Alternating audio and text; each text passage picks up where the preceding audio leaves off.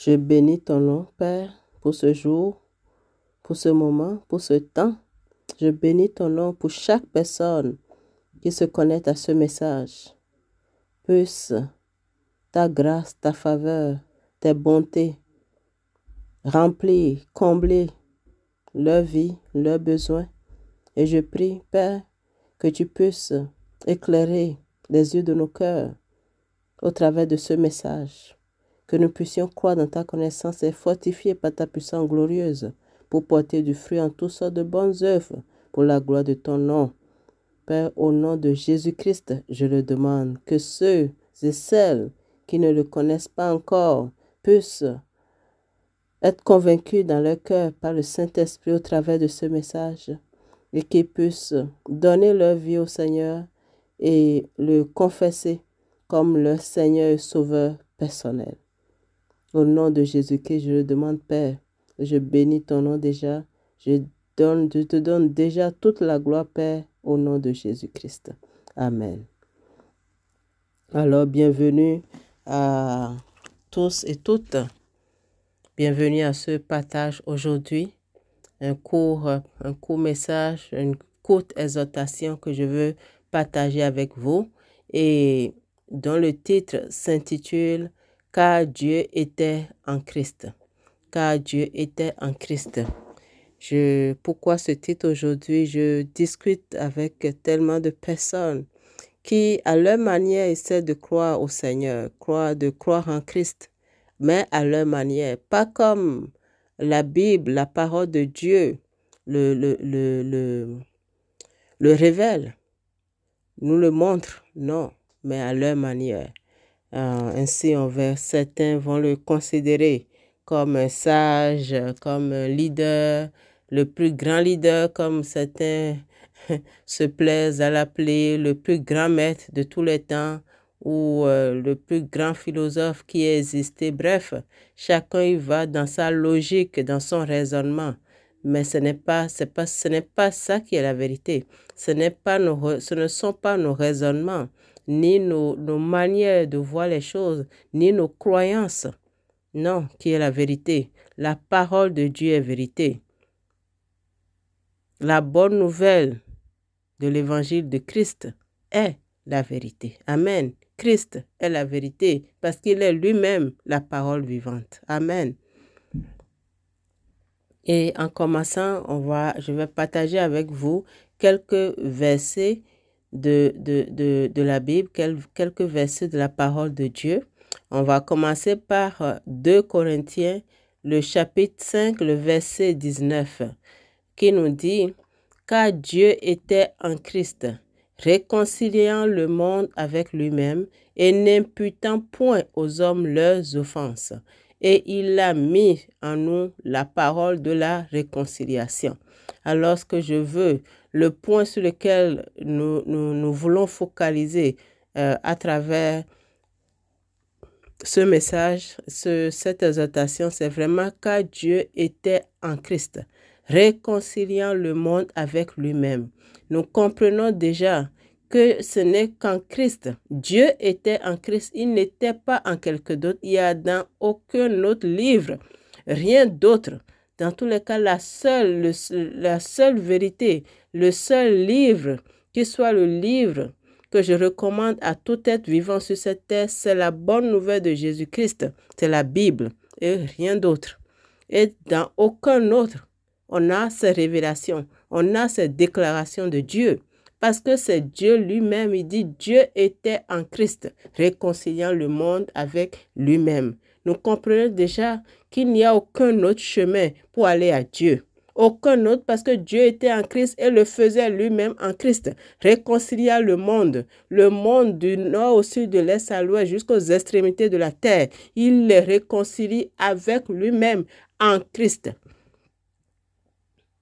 Il n'y a aucune autre possibilité, aucune autre alternative parce qu'il n'était pas en quelqu'un d'autre. Il a dit qu'il était en Christ. Dieu dit qu'il était en Christ, réconciliant le monde avec lui-même. C'est clair. Il n'y a aucune confusion dans ces paroles. Partageons encore un autre verset, Colossiens 2, 9. Car en lui ici c'est Jésus-Christ. habite corporellement toute la plénitude de la divinité. On dit encore que la plénitude de Dieu habitait en Christ. Il n'était en personne d'autre. Donc, encore là, ce verset vient nous confirmer encore que Dieu était en Christ et réconcilia le monde avec lui-même. Ce n'est dit d'aucun autre. Il n'y a personne d'autre de qui ces paroles ont été dites si ce n'est du Seigneur, de Christ. Le seul qui soit digne. Amen. Regardons encore Colossiens 1, 19. Car Dieu a voulu que toute la plénitude habitât en lui. Ici encore, lui, c'est Jésus-Christ. Donc Dieu, c'est la volonté de Dieu. Si vous recherchez, quiconque se demande quelle est la volonté de Dieu, qu'est-ce que Dieu veut, voici la vérité pour toi aujourd'hui. Voici la volonté de Dieu pour toi aujourd'hui qui t'est révélée. La révélation, Dieu nous dit dans sa parole, la révélation de sa parole est claire et donne de l'intelligence aux simples. Amen. Voici la lumière qui vient en toi, qui vient à toi aujourd'hui, qui est dans la confusion, qui est dans les ténèbres. C'est la volonté de Dieu, car Dieu l'a voulu. Il n'a voulu ça envers personne d'autre. Il l'a voulu pour Christ, en Christ seulement. Il a voulu que toute la plénitude de Dieu habitât en lui et en lui seul. Par conséquent, lui seul est digne d'être le chemin qui nous mène à Dieu. Je parle évidemment du véritable Dieu vivant, parce que vous pouvez en trouver de toutes les sortes aujourd'hui. Mais quand je parle de Dieu, je parle du véritable Dieu vivant. Je ne parle pas d'un Dieu mort qui est resté mort, non. Je ne parle pas d'une statue, non. Je parle du véritable Dieu vivant, le Dieu de l'univers, le créateur des cieux et de la terre, tout ce qu'elle contient, tout ce qu'elle renferme. Celui qui était, qui est et qui sera.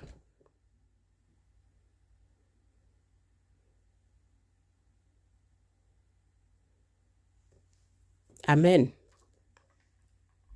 Regardons encore Matthieu 1, 23, qui nous dit, « Voici, la Vierge sera enceinte, elle enfantera un fils, et on lui donnera le nom d'Emmanuel, ce qui signifie Dieu avec nous. » Ça veut tout dire. Ça veut tout dire, aucune contradiction. La parole de Dieu est claire, elle est lumière.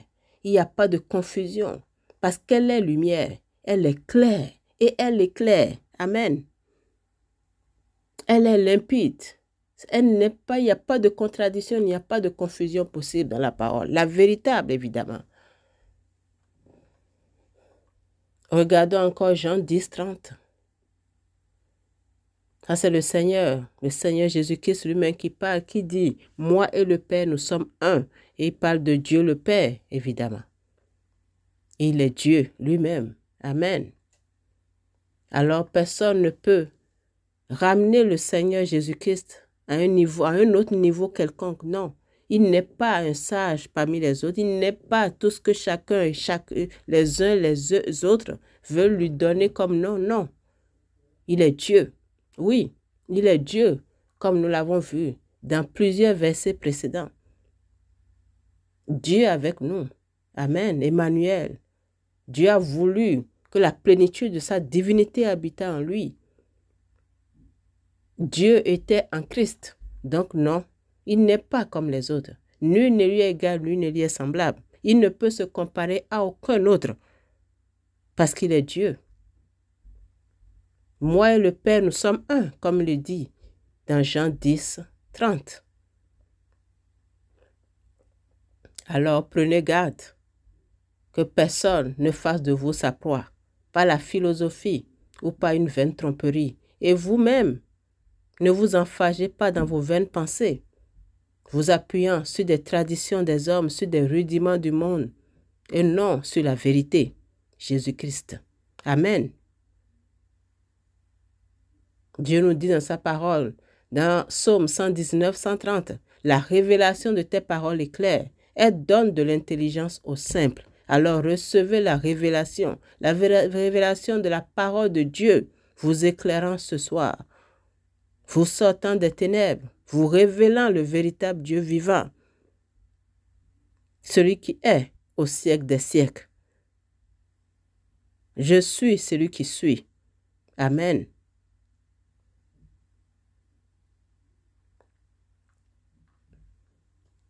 Il ne change pas. Aucune ombre de variation en lui. Le véritable vivant. Tel est son nom. Il est vivant. Parce qu'il est vivant, on peut lui faire confiance. Amen. Nous n'avons aucun doute. Parce qu'il est vivant. Ce qu'il dit peut le faire. Parce qu'il n'est pas resté mort. Il n'est pas une illusion, une philosophie. Non. Ce n'est pas un nom dit. Non. C'est la vérité. Et Jésus-Christ est la vérité. Et nous savons, dans Jean 1 Jean 5, 20, nous savons aussi que le Fils de Dieu est venu et qu'il nous a donné l'intelligence pour connaître le véritable. Amen. Impossible de connaître Dieu hors du Fils de Dieu, Jésus-Christ, parce que c'est celui que Dieu s'est choisi pour se révéler. C'est celui que Dieu s'est choisi pour révéler son amour, car Dieu a tant aimé le monde qu'il a donné son Fils unique, afin que quiconque croit en lui ne périsse point, mais qu'il soit sauvé. C'est la volonté de Dieu. C'est celui que Dieu s'est choisi. Il n'y a aucun autre qui peut prendre sa place. Aucun autre ne peut se substituer à lui parce que c'est celui qui a fait la preuve et qui est digne de l'amour de Dieu. Nul autre que lui. Le Fils de Dieu qui est venu pour sauver l'humanité. Emmanuel, Dieu avec nous. Et nous savons que nous sommes dans le véritable, en son Fils Jésus-Christ. Nous sommes dans le véritable Dieu vivant, en Jésus-Christ seul. C'est lui qui est le Dieu véritable et la vie éternelle. Il ne s'agit pas de théorie, non. Il s'agit de paroles, vérité, prouvées. Il l'a non seulement dit, mais il en a fait la preuve. Est-ce que nous pouvons en douter? Non, parce qu'il l'a dit et l'a accompli. Jean 14, les versets 6 à 11. Ça, c'est le Seigneur Jésus-Christ lui-même qui parle. Il dit, « Je suis le chemin, la vérité et la vie. Amen. Nul ne vient au Père que par moi. Nul ne peut aller à Dieu que par Jésus-Christ. Tout autre chemin que quiconque est en train de prendre n'est que vain. N'est que vain. » Si vous me connaissez, vous connaîtriez aussi mon Père. Si vous le connaissez, vous connaissez Dieu. Parce qu'il est Dieu. Il est la révélation de Dieu. Amen. Il est venu nous révéler l'amour de Dieu. Il est venu mourir à la croix pour nous révéler sa parole. Dans toute la parole, il nous révèle l'amour de Dieu, il nous révèle la miséricorde de Dieu, il nous révèle la bonté de Dieu. Il nous révèle qui est le véritable Dieu vivant. Je prends soin de préciser à chaque fois le véritable Dieu vivant, parce qu'il y en a plein de toutes les sortes de nos jours de Dieu. Mais le véritable Dieu vivant, il est unique. Amen. Et il n'a qu'un seul chemin, Jésus-Christ. Et le verset Jean 14 continue. Les versets 6 à 11. Et dès maintenant, vous le connaissez, vous l'avez vu. Ça, c'est le Seigneur qui parle. Et Philippe lui dit, Seigneur, montre-nous le Père, et cela nous suffit. Jésus lui dit, il y a si longtemps que je suis avec vous, et tu ne m'as pas connu, Philippe. Celui qui m'a vu a vu le Père. Voilà. Parce qu'ils sont un. Nous l'avons vu précédemment. Comment dis-tu, montre-nous le Père?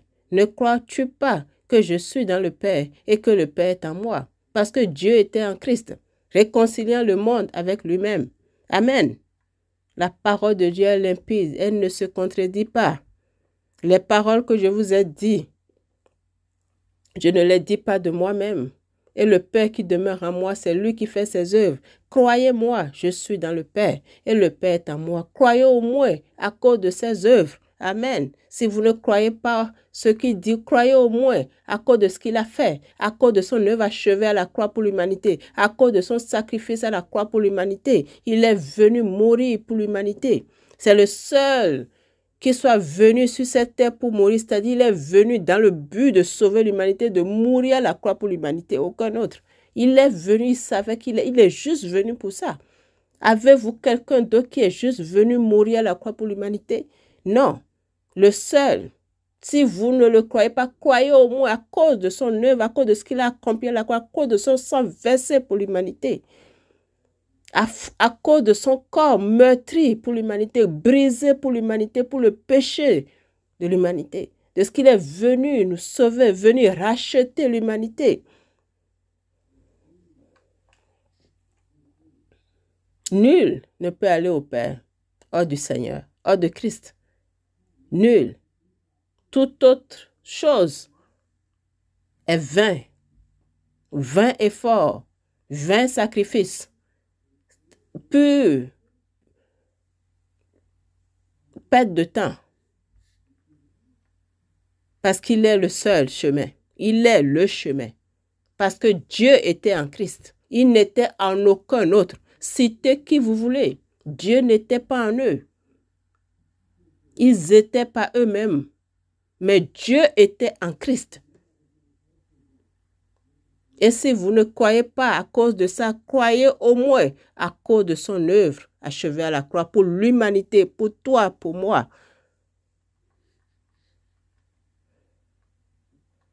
Ce qu'il a dit, il l'a fait. Et il l'a fait de son propre gré. Parce que personne ne l'a forcé, personne ne l'a obligé. Il est venu par amour. Il a bu la coupe jusqu'à la dernière goutte par amour. Et il a désiré le faire par amour. Il n'est pas allé à reculons. Il est allé avec joie à la croix pour nous. Pour notre salut, pour le salut de l'humanité. Amen. Et Jean 5, 36, le Seigneur nous parle encore. Moi, j'ai un témoignage plus grand que celui de Jean, car les œuvres que le Père m'a donné d'accomplir, ces œuvres même que je fais, témoignent de moi, car c'est le Père qui m'a envoyé. Amen. Amen. Les œuvres qu'il a accomplies tout au long de sa vie sur cette terre et qu'il continue d'accomplir parce qu'il est vivant, témoignent que c'est le Père qui l'a envoyé, qu'il est le Fils de Dieu et que la divinité de Dieu habite en lui parce qu'il est Dieu et lui et le Père, ils sont un. C'est sa parole et je le crois parce qu'il est vivant, il continue de le faire encore aujourd'hui. Ce n'est pas arrêté, ce n'est pas fini. Amen. Il est ressuscité. Et il est vivant au siècle des siècles, le vivant, le véritable. Alors vous pouvez croire en lui. Vous pouvez mettre votre confiance en lui. Parce qu'il est ressuscité. Il a dit qu'il ressuscitera le 3e jour. Et le 3e jour, il est ressuscité. Et ce qu'il a fait, il continue de le faire encore aujourd'hui. Il continue de restaurer. Il continue de sauver. Il continue de guérir. Il continue de relever. Il est le Dieu qui guérit, celui qui pardonne nos iniquités, celui qui nous relève de la fosse, qui pardonne nos fautes, qui nous fortifie, qui relève, qui nous donne, qui nous fait prendre le vol comme l'aigle, qui relève nos forces. Le même, hier, aujourd'hui, éternellement, parce qu'il n'y a aucune ombre de variation en lui, il est Dieu. Au siècle des siècles, nous pouvons nous fier à lui, nous pouvons lui faire confiance. Il ne change pas selon nos comportements. Non, il ne change pas parce qu'il a accompli tout ce qu'il fallait accomplir pour nous qualifier, nous rendre dignes. Et nous pouvons alors venir avec assurance dans la présence de Dieu, par son sang, par son sacrifice, avec assurance pour obtenir miséricorde et le secours de la grâce de Dieu face à tous nos besoins. Nous n'avons pas besoin d'un sacrifice supplémentaire. Christ est le sacrifice, notre sacrifice éternel. Par son sang, nous avons la paix. Nous n'avons pas besoin d'un rituel pour avoir la paix. Nous avons juste besoin de placer notre confiance en Jésus-Christ. Nous avons juste besoin de placer notre confiance dans son œuvre achevée à la croix pour nous. De mettre notre foi dans son sang, dans son sacrifice. Oui. Et le châtiment, parce que le châtiment qui nous donne la paix est déjà tombé sur lui.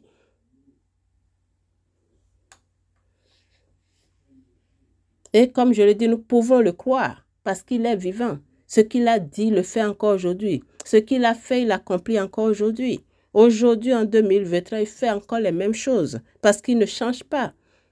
Et il est Dieu, il n'est pas un homme. Ce qu'il promet, le fait. Ce qu'il dit, le fait. Ce qu'il promet, il accomplit. Amen. Il exécute toute sa volonté. Celui qui a fait la promesse est digne de confiance. Ce qu'il dit, il le fait. Amen. Alors, vous venez d'entendre ce message. Vous venez d'entendre cette parole de vérité. Est-ce que vous voyez la main de Dieu qui est tendue vers vous maintenant? Ses mains clouées à la croix pour vous sauver. Ses mains qui sont tendues maintenant parce qu'il est ressuscité. Et là où vous êtes, il est là parce qu'il est omnipotent, omniprésent. Il est Dieu, il n'est pas un homme. Est-ce que vous voulez placer votre confiance en lui, en Jésus-Christ, votre Seigneur et Sauveur? Est-ce que vous voulez le confesser, le déclarer comme votre Seigneur et Sauveur personnel maintenant? Est-ce que vous voulez lui demander de venir pardonner, de vous laver par son sang, de vous pardonner tout manquement, transgression, tout ce temps passé au loin? Vous avez déjà peut-être entendu l'évangile, déjà entendu sa parole, et vous avez fermé votre oreille, vous avez endurci votre cœur. Voici que le Seigneur tend encore ses mains vers vous, ses bras vers vous, pour vous sauver, parce que c'est sa joie, c'est son plaisir de vous voir sauver, de vous voir dans sa paix, dans sa joie. Allez-vous lui dire oui par une conviction personnelle du Saint-Esprit dans votre cœur? Allez-vous ouvrir la porte de votre cœur pour le laisser entrer et demeurer avec vous et souper avec vous, parce qu'il a dit, celui qui ouvre son cœur, il vient, et lui et son Père, ils viennent et ils restent avec vous, ils soupent avec vous. Ils prennent plaisir, ils prennent plaisir à votre présence, ils prennent plaisir avec vous, à condition que vous l'invitez, parce qu'il ne force personne. Il est l'amour. C'est l'heure de la rédemption. Et si le Fils vous a franchi, vous serez réellement libre, totalement. Esprit, âme et corps, libre. Alors veux-tu faire du Seigneur Jésus-Christ ton Seigneur et Sauveur personnel? Ce n'est ni pas la force, ni pas la puissance, mais par son esprit. Ce n'est ni pas les œuvres, ce n'est pas par les œuvres afin que personne ne se glorifie. C'est pas la foi. C'est une grâce, une faveur imméritée, un don gratuit qui est disponible maintenant, qui vient à toi maintenant. Tu as juste à croire, tu as juste à ouvrir ton cœur, tu as juste à recevoir Jésus-Christ, à recevoir tout ce qu'il est, à recevoir le Seigneur vivant, la paix vivante, la grâce vivante, la faveur vivante, Jésus-Christ, le Fils du Dieu vivant. Celui qui est mort pour toi. Et Dieu l'a ressuscité dans les morts. Et il est vivant. Est-ce que tu crois? Est-ce que tu crois qu'il est le Fils de Dieu? Est-ce que tu crois qu'il est mort à la croix pour toi? Est-ce que tu crois qu'il t'est chargé de tes iniquités? Le châtiment qui te donne la paix est tombé sur lui. Le châtiment de notre réconciliation avec Dieu est tombé sur lui. Il a payé le prix pour le salaire de nos péchés. Il a été brisé pour nos iniquités. Il a plu à Dieu de le briser à notre place. Il est descendu dans les profondeurs de la terre pour combattre la mort et le séjour des morts pour nous. Il a pris la clé et il tient la clé en notre faveur, nous donne la clé. Est-ce que tu veux recevoir cette clé? Est-ce que tu veux sortir du royaume de la confusion, du royaume des ténèbres, du royaume de la peur, pour le royaume de l'admiratrice, le royaume de la paix qui surpasse toute intelligence? C'est ce que le Seigneur Jésus-Christ te donne aujourd'hui. Il ne te demande pas de payer. Tu n'as rien à payer. Il a payé. Il a été jugé, accusé à notre place. Il a payé, il est resté. Tout ce qu'il fallait payer, il a payé. Tu n'as rien à payer. Il n'y a aucune hypothèque là-dessus. Il a tout payé. Tu as juste à dire oui, à le recevoir. C'est son plaisir de t'aimer. Alors, si c'est ton choix, par la conviction de l'Esprit Saint, qui est là maintenant où tu es, au son de ma voix, tu l'entends au travers de ma voix. Parce qu'il a dit que si vous ne prêchez pas, comment est-ce qu'ils l'entendront? Tu entends maintenant le Seigneur qui te parle, sa main qui est tendue. Ouvre ton cœur, reçois-le. Et marche avec lui en nouveauté de vie, parce qu'il fait de toi, il te donne une nouvelle vie, une nouvelle naissance. Parce qu'il faut que vous naissiez de nouveau.